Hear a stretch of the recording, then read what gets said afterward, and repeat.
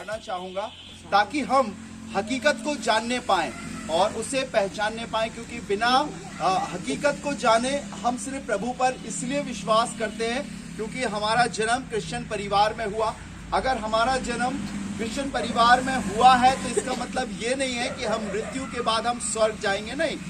मृत्यु के बाद हम कब्र में जाएंगे ये तो पक्का है, लेकिन स्वर्ग जाएंगे या नरक जाएंगे ये तो परमेश्वर डिसाइड करता है, परमेश्वर के हाथ में होता है। और एक छोटा सा सवाल मैं आपसे पूछना चाहता हूं, आप मुझे बताएं कि उम्र कैसे बढ़ती है, या आयु या जिंदगी के दिन कैसे बढ़ते हैं?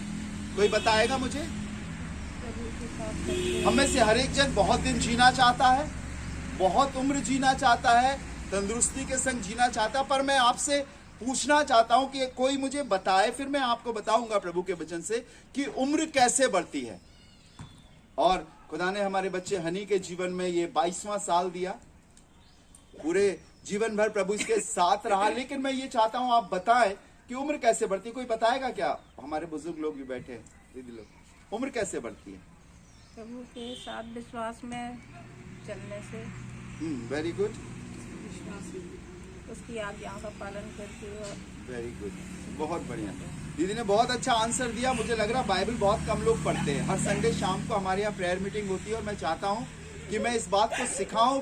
अगर मैं सारी दुनिया में प्रचार करूं और बहुत सारी आत्माओं को बचाऊं, और अगर मैं अपने मोहल्ले में अपने लोगों को ना सिखा पाऊं, उनके संग प्रार्थना ना कर सकूं, तो बेकार है। और कल शाम को भी मैं एक ही बात बता रहा था कि हर एक परिवार में कम से कम एक महिला, एक बहन ऐसी होना चाहिए जो उपवास रखकर प्रार्थना करने वाली हो, वो अपने घर को जीत लेगी। प्रेज द लॉर्ड, अपने घर को बचा लेगी। आइए परमेश्वर के वचन से पढ़ते हैं। अगर आप बाइबल लाए हैं तो निकाले नीति वचन उसका 3रा अध्याय और उसके पहले पद से सुनिएगा बहुत गौर से। उम्र कब बढ़ती है? हकीकत में उम्र कब बढ़ती है?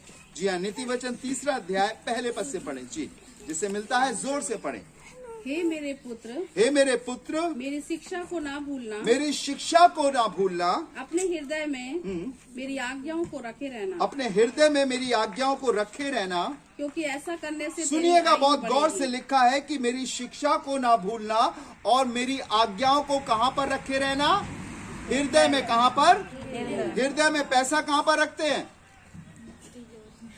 जेब में ना, पॉकेट में, पर्स में, वॉलेट में हम लोग पैसा रखते हैं। लेकिन सुनिएगा बहुत गौर से लिखा है, हे मेरे पुत्र मेरी शिक्षा को ना भूलना।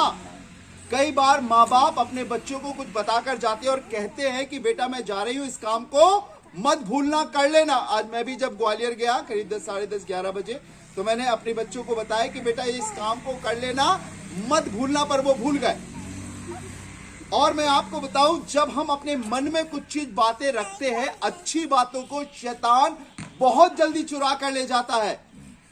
यहां पर लिखा हुआ है, दुनिया का सबसे बुद्धिमान शख्स जिसके अक्ल की तारीफ खुदावंद ने करी और कहा कि ना तो तेरे बराबर कोई बुद्धिमान हुआ है और ना कोई होगा, उसके विषय में लिखा है। वो कह रहा है, हे मेरे पुत्र मेरी शिक्षा को ना भूलना। Praise the Lord, praise the Lord, praise the Lord. जय मसीह की। थोड़ी देर के लिए अपने ध्यान को यहाँ पर लगाएं। अमन बैठा हुआ है यहाँ पर, शायद शन्नू ड्यूटी गया होगा ना, अभी लौटा नहीं है।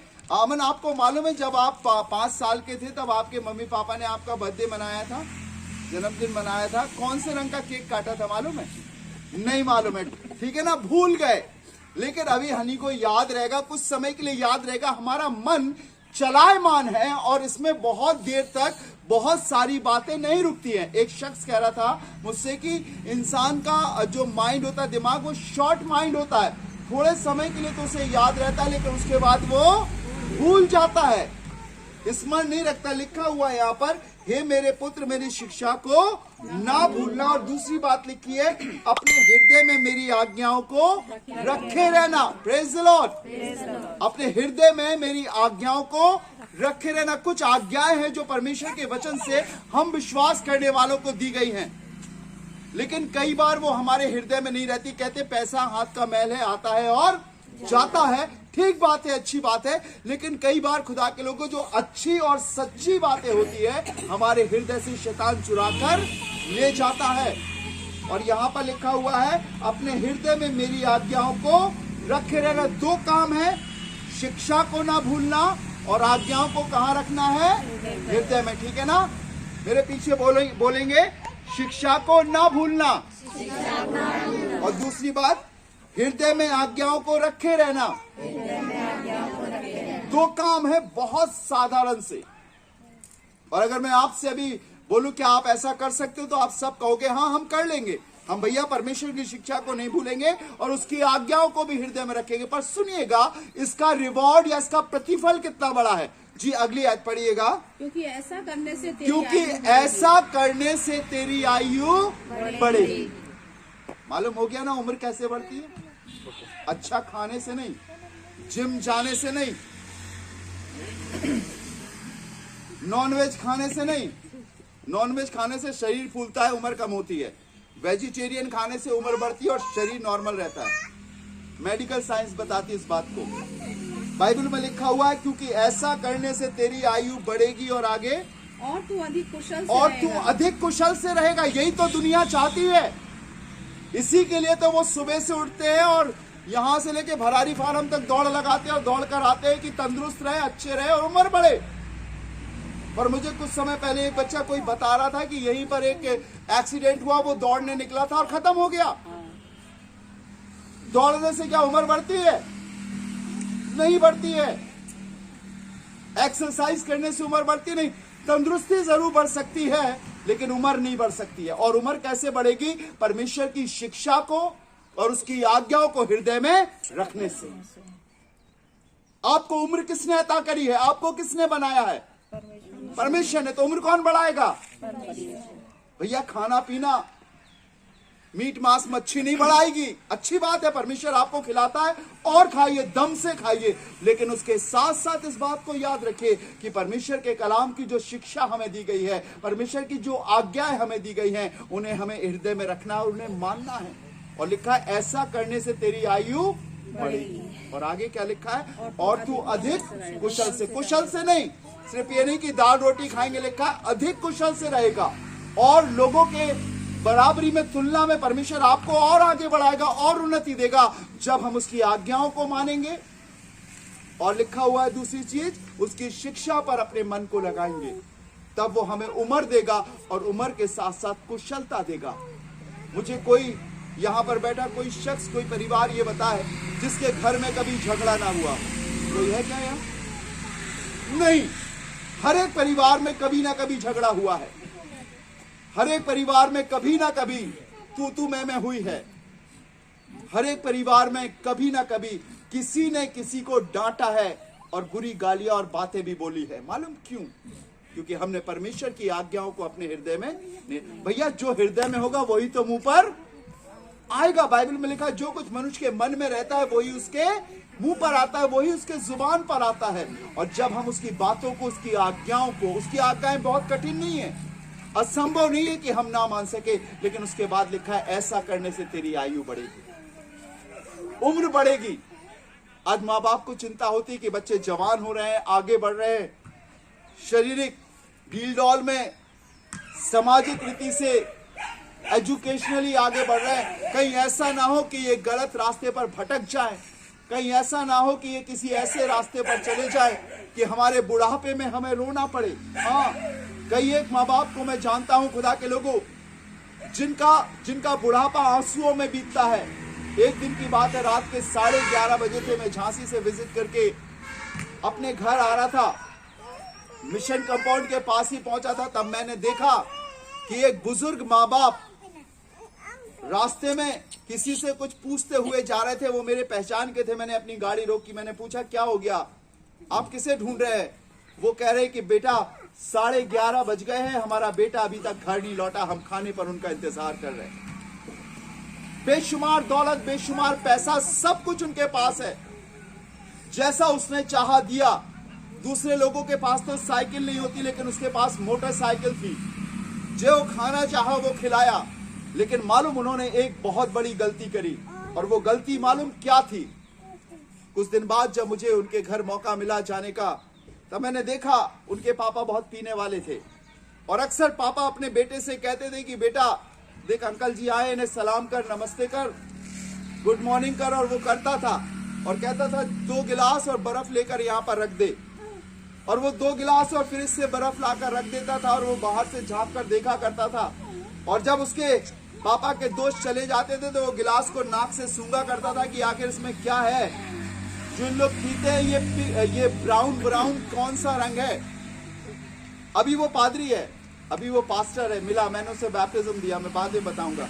वो पूछता था और जब वो चले जाते थे वो सूंघता था। एक दिन वो उसको चखने भी लगा और धीरे धीरे धीरे धीरे धीरे धीरे उसकी ये आदत हो गई कि जब पापा ला के घर में रखते थे तो वो आधा खत्म कर देता था और पानी मिला देता था।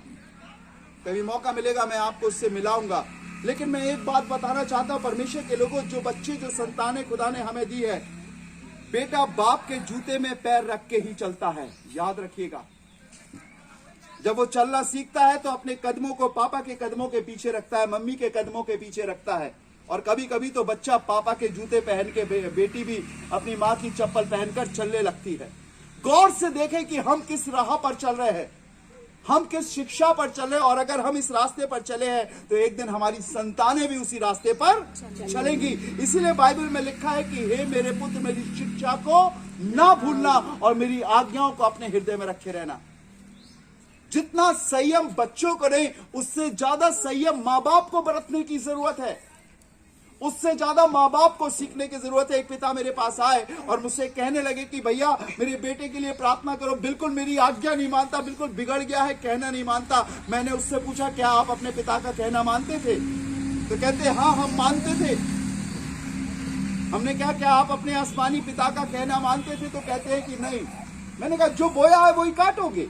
लेकिन आज वक्त है हमारे पास, आज समय है हमारे पास, आज खुदा के खादे में आज सच्चे कलाम सुनाने वाले हैं कि आज जिस कदम को हम रख रहे हैं, देखिए कहीं ऐसा तो नहीं हमारा बच्चा भी उसी कदम को चल रहा। आप क्या बोल रहे हो वो बच्चा कॉपी कर रहा है, आप जो छिपके कर रहे हो सोच रहे हो नहीं मालूम, बच्चे को सब कुछ मालूम है। इसीलिए बाइबल में लिखा है मेरी शिक्षा को ना भूलना। बच्चों से ज्यादा जिसे हम डांटते हैं उससे ज्यादा तो आज हमें सतर्क होने की जरूरत है, हमें सीखने की जरूरत है। मैंने उस पिता से कहा जिस दिन आप परमेश्वर का कहना मानने लगोगे बेटा अपने आप आपका कहना मानने लगेगा।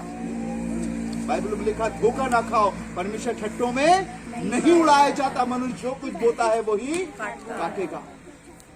अगर हम गाली देना बोएंगे तो एक दिन हमारा बेटा भी गाली देगा। अगर हम बुराइयां करना बोएंगे तो एक दिन हमारा बेटा भी बुराई करेगा, हमारी बेटी भी बुराई करेगी। इसीलिए बाइबल में लिखा मेरी शिक्षा को ना भूलना। बहुत कठिन नहीं है, बहुत असंभव नहीं है। हो चुका जो हो चुका भूल जाओ उन बातों को, लेकिन आज से ये वादा करो प्रभु मैं अपने बच्चों के लिए, अपने परिवार के लिए, अपनी बेटियों के लिए एक अच्छा जीवन जीऊंगा। और जब मैं और आप अच्छा जीवन जिएंगे तो वो माँ बाप को देखकर उसी रास्ते पर चलेंगे। हालेलुया। वो सचमुच लोग आपके बच्चों को देखकर परमेश्वर की तारीफ करेंगे। ये ना सोचे कि हमारे पास बेटियां हैं बेटे नहीं है, या हमारे पास बेटे हैं बेटियां नहीं है। कुछ मत सोचिए, जो दिया है वो परमेश्वर ने दिया है, ये अनमोल है और हमें इनका हिसाब देना पड़ेगा एक दिन। और कहते हैं आज के समय में तो बेटों से अच्छी बेटियां होती हैं। मैंने एक लड़के से बोला बेटा यहाँ पर खड़े रहना, मैं 10 मिनट के बाद आ रहा हूँ। वो लड़का वहां पे खड़ा रहा, थोड़ी देर उसके बाद चला गया। जब मैं वहां पहुंचा तो नहीं मिला। मैंने पूछा कहाँ गए थे? तो कह रहे यहीं गए थे। कुछ दिन के बाद मैंने एक लड़की से बोला बेटा यहाँ खड़े रहना, मैं 10 मिनट में आ रहा हूँ। जब मैं लौट के आया तो मुझे लड़की वहीं मिली, लड़का घूम गया। बहुत छोटी छोटी सी बातें हैं, लेकिन अगर हम इन शिक्षा की बातों को अपने जीवन में रखेंगे, उसकी आज्ञाओं को मानेंगे, तो बाइबल में लिखा है तेरी आयु बढ़ेगी और तू अधिक कुशल से रहेगा। आगे पढ़िएगा क्या लिखा हुआ है? कृपा और सच्चाई तुझसे अलग न होने कृपा और सच्चाई तुझसे अलग ना होने पाए। मसीहों की, विश्वासियों की पहचान है वो कृपा से भरे होते हैं और सच्चाई से भरे होते हैं। कुछ भी हो जाए वो झूठ नहीं बोलेंगे। मैं इसी गांव में रहता हूं। एक दिन की बात है, मैं बहुत छोटा सा था, बहुत छोटा, बहुत बड़ा नहीं हूं, बहुत बड़ा नहीं था, करीब इन्हीं बच्चों की उम्र का था। एक दिन खेत में पहले चेतुए आया करते थे, गांव में बहुत बसा करते थे, आप लोग भी जानते हो। किसी के खलिहान से कोई सामान चोरी हो गया और वहां पे बहुत सारे बेटा गांव के, दूसरे गांव के लड़के भी थे और कुछ ईसागढ़ के भी थे। वहां पर एक शख्स ने कहा, एक बुजुर्ग शख्स ने, कि ये लड़का ईसाई है, क्रिश्चियन है, ईसागढ़ का, इससे पूछो ये झूठ नहीं बोलेगा। मेरे जहन में आज तक वो बात है। और आज के समय किसी से बोलो कि वो लोग नहीं, ये ईसाई बच्ची ने किया होगा, उल्टा हो गया। लोग दोष लगाते हैं। पहले हमारी मिसालें दिया करते थे। बाइबल में लिखा है कृपा और सच्चाई तुझसे अलग ना होने पाए। हमें दयालु होना है और सच्चाई को नहीं छोड़ना, चाहे कुछ हो जाए। जिस दिन आप सच्चाई से बोलने लगोगे, यीशु मसीह आपकी तरफ हो जाएगा। बाइबल में लिखा है मार्ग, सत्य और जीवन मैं ही हूं, वो आपकी तरफ हो जाएगा। जिस दिन झूठ बोलना आप छोड़ दोगे, जिस दिन धोखा देना आप छोड़ दोगे, जिस दिन बातें बनाना आप छोड़ दोगे, वो सच्चा परमेश्वर आपकी तरफ हो जाएगा। और इसीलिए बाइबल में लिखा कृपा और सच्चाई। अगर आप किसी को अपना निवाला खिला सकते हो तो जरूर खिलाना। एक दिन आपको कभी भी भूखे नहीं सोना पड़ेगा। अगर आपके पास दया होगी, कृपा होगी, तो परमेश्वर आपको भूखा जरूर उठाएगा, लेकिन भूखा सुलाएगा नहीं। आपके पास हमेशा रहेगा। लिखा है कृपा और सच्चाई तुझसे अलग ना होने पाए। और आगे क्या लिखा है, पढ़िएगा। वरन उनको अपने गले का हार बनाना। वरन उसको अपने गले का हार बनाना। हार कितने लोगों को अच्छा लगता है? आज के जमाने में तो महिलाएं पहनती है, पहले जमाने में तो जेंट्स भी पहना करते थे। राजा महाराजा भी हार पहना करते थे। लिखा है सच्चाई को और कृपा को क्या करना, अपना गले का हार बनाना। कोई अगर आपके पास आए, बाइबल में लिखा है अगर तेरा दाहिना हाथ दे तो तेरे बाएं हाथ को भी मालूम। अगर आप किसी के लिए कर सकते हो तो करके भूल जाना, कभी उसे स्मरण मत करना। परमेश्वर उसका 100% देगा आपको। और अगर आप किसी को उधार दे रहे हो, उधार कोई मांगने आया, तो खुदा के कलाम के अनुसार लिखित में देना और 2 लोगों को गवाह बना के देना। कहीं ऐसा ना हो कि जब तू उधार मांगने जाए तो वो पलट जाए और रुपये के कारण तेरे उससे बैर हो जाए। और दूसरी चीज बाइबल में लिखा है कभी ब्याज पे पैसा मत देना और ना घूस लेना, क्योंकि परमेश्वर को इससे नफरत होती है। ये दुनिया करती है। ढेरों लोग ब्याज पे पैसा चलाते हैं। देखिए उनके परिवारों में कोई सुख नहीं होगा, उनकी संतानें आड़ी टेढ़ी होंगी। कोई ऐसा होगा, कोई ऐसा होगा, कोई ऐसा होगा, तरह तरह के होंगे। बाइबल बताती है कृपा और सच्चाई को अपना हार बनाना। हमारे गले से हार कहां पे पहनते भैया? गले में पहनते ना। जब हमारे गले से आवाज निकले तो सत्य बात निकले। ऐसी बात निकले जो एक दूसरे को शांति दे सके। ऐसी बात ना निकले जो एक दूसरे की बुराई कर सके। तुम्हें मालूम है वो नीतू क्या कर रहे थे? तुम्हें मालूम है वो क्या कर रहा था? अमन नहीं, हमें मालूम है वो क्या कर रहे थे, लेकिन हम उनके लिए प्रार्थना करेंगे कि प्रभु ने मजबूत करे। हालेलुया। उनको आगे बढ़ाए, उनके साथ उनके परिवार को आगे बढ़ाए, उनके घर से झगड़ा जाने पाए। जब हम इस तरह की बातें अपने जीवन में रहेंगे, कृपा की और सच्चाई की, परमेश्वर हमारी दुआओं को सुनेगा। हालेलुया। अगर आप किसी की बुराई करोगे, उस शख्स को नहीं मालूम, लेकिन आपको अंदर अंदर डर लगेगा, यार मैंने उसकी बुराई करी थी, कहीं उसे पता ना चल गया हो। लेकिन जब आप सच्चाई से बोलोगे, कृपा से बोलोगे, परमेश्वर आपके संग रहेगा। एक आयत पढ़कर जल्दी से दुआ करेंगे। जी मेरे संग निकालिएगा परमेश्वर के वचन में से बहुत सुंदर सी आयत है ये। इसी का नीति वचन, उसका 4वां अध्याय, उसका 10वां पद पढ़िएगा। 4वां अध्याय 10वां पद, चैप्टर 4 वर्स 10। जी हाँ, हे मेरे पुत्र मेरी बातें सुनकर ग्रहण कर। हे मेरे पुत्र मेरी बातें सुनकर ग्रहण कर। बातें सुनना है और सुनकर क्या करना है? जोर से बोलिए, क्या करना है? नहीं उड़ा देना है। सुनना और सुन के पक्का सही बोल रहे ना? अरे बोलिए। मैं कोई प्रचार नहीं कर रहा हूं, मैं तो अपने लोगों के संग मिलकर प्रभु का वचन बांट रहा हूं। आप ही के जैसा हूं, ठीक है ना? अच्छा मुझे ये बताइए, कल शाम को हमारी प्रेयर मीटिंग थी। कल मैंने कौन सी आयत बोली थी? कितने लोग मीटिंग में थे कल शाम को? हाथ उठाइएगा। अच्छा मुझे बताइए कौन सी आयत थी? कौन बताएगा? हाथ उठा के बताइए। हाँ नहीं नहीं नहीं, बताइए। भजन संहिता 138 भजन संहिता 138 और जकरिया की हाँ हाँ, क्या आयत बता दीजिए, थोड़ी सी आयत क्या थी? ढूंढिए नहीं, वैसे ही बताइए। मैं वही तो बोली, हे मेरे पुत्र मेरी बातों को सुन और उसके बाद उड़ा दे। वही बात मैं प्रूव कर रहा था। अभी 24 घंटे भी नहीं है, कल ही की तो बात है, कल शाम की तो बात है। हाँ आपकी गलती नहीं है। मैंने एक बात शेयर करी थी कि संकट में उन्होंने यहोवा की दुहाई दी और उसने सकेती से उनका उद्धार किया। ठीक है, ये आयत थी परमेश्वर के वचन से। मैं ये इसलिए बताना चाहता हूं, मैं आपको सच बताऊं, अगर आप परमेश्वर के वचन की ओर अपने कान को लगा रहे हैं, उससे ज्यादा शैतान की आंखें आपके मन पर लगी हैं। आपका पैसा चोरी नहीं होगा, आपकी ताकत चोरी नहीं होगी, आपके घर में कोई गड़बड़ी नहीं होगी, लेकिन शैतान आपके मन से परमेश्वर के वचन को चुरा ले जाएगा। मैं कल यहां पे थोड़ी समय के लिए घूमूंगा, जो मुझे मिलेगा, जो आज यहां मीटिंग में बैठे, मैं पूछूंगा, दीदी, बेटा, भैया, कल शाम को कौन सी आयत बोली थी, आप मुझे बताइएगा, मुझे बहुत खुशी लगेगी। लेकिन शैतान ताक में बैठा है कि वो इतनी फिजूल की बातें हमारे दिमाग में डाल देगा कि परमेश्वर का वचन चला जाएगा। आपने एक कथा पढ़ी होगी लूका उसके 8वें अध्याय में कि एक बीज बोने वाला बीज बोने निकला और कुछ बीज मार्ग के किनारे गिरे, कुछ बीज पथरीली भूमि में गिरे, कुछ बीज झाड़ियों में गिरे और कुछ बीज अच्छी भूमि में गिरे। 4 तरह के बीज। लेकिन जो मार्ग के किनारे के गिरे उसमें लिखा हुआ है कि चिड़ियों ने आकर उसे चुग लिया। और उसके बाद यीशु मसीह ने उसका अर्थ बताया कि ये वो लोग हैं जो वचन को अपने मन में संभाले नहीं रहते हैं और शैतान आकर उनके मन से वचन को चुरा ले जाता है। ठीक है ना। और यहां पर अभी हमने पढ़ा, क्या पढ़ा? हे मेरे पुत्र, मेरी बातों को सुनकर ग्रहण कर। सुनकर क्या करना है? ग्रहण करना है। मेरे भाई, कितने लोगों का पेट खाना सूंघने से भरता है, मुझे बताओ।